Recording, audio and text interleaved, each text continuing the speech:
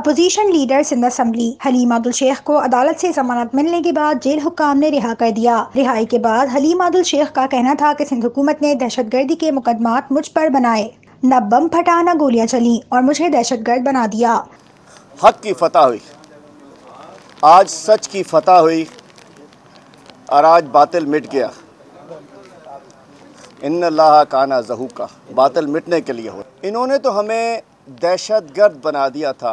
क्या मैं दहशतगर्द लगता हूँ? इन्होंने हमें सियासी दहशतगर्द बना दिया था और एक ऐसे मुकदमे में, दहशतगर्दी में, हमें आज 1.5 महीने बाद मैं बाहर निकल रहा हूँ कि जिसमें ना कोई बम फटा, ना कोई ज़ख्मी हुआ, ना किसी को गोली लगी।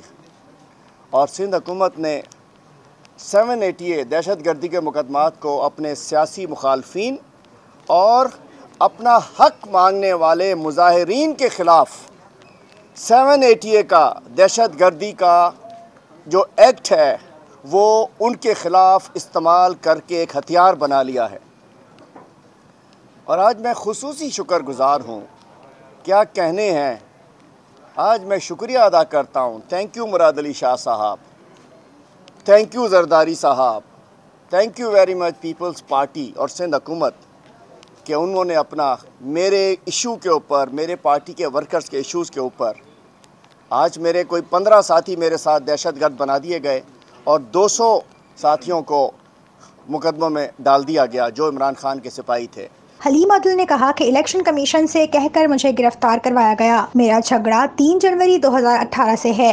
PS 88 का मैं एक वोटर था, मैं वोटर हूँ और मुझे मेरे वोट के हक से रोका जाता है और इलेक्शन कमीशन को बहाना बनाकर, ये इलेक्शन कमीशन वही है जिसका दोहरा मयार है। डस्का में कोई और है, कोटकी में कोई और मयार है, कराची में कोई और मयार है। उनके कहने पर पुलिस के ज़रिए मुझे गिरफ़्तार कराया जाता है कि आप हम हल्के से बाहर छोड़ कर आ रहे हैं और उसके बाद मुझे जाली मुकदमात बनाकर दहशतगर्दी के मुझे उसमें डाल दिया जाता है। मेरा झगड़ा आज का नहीं है।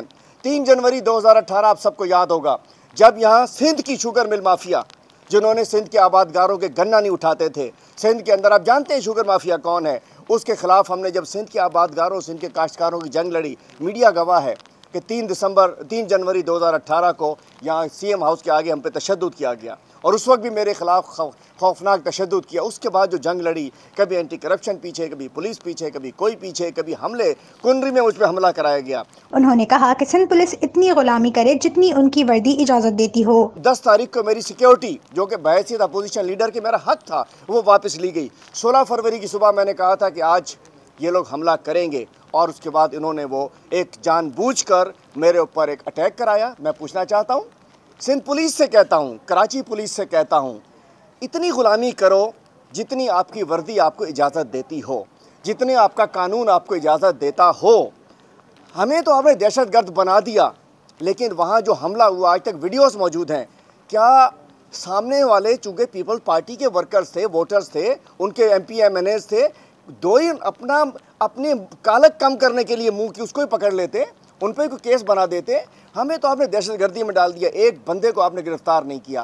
तो मैं कहता हूँ जुल्म की रात ढलने वाली है। हलीम अब्दुल ने कहा कि कराची की पुलिस खुद मंशियात फरोश हो चुकी है। ये काली वर्दी में काले भेड़िए हैं और ये काली वर्दी में जो काले भेड़िए हैं। आज जुल्म की बात देखिए, मीरपुर खास में एक SHO के घर से 1.5 अरब रुपए की मंशियात बरामद होती है।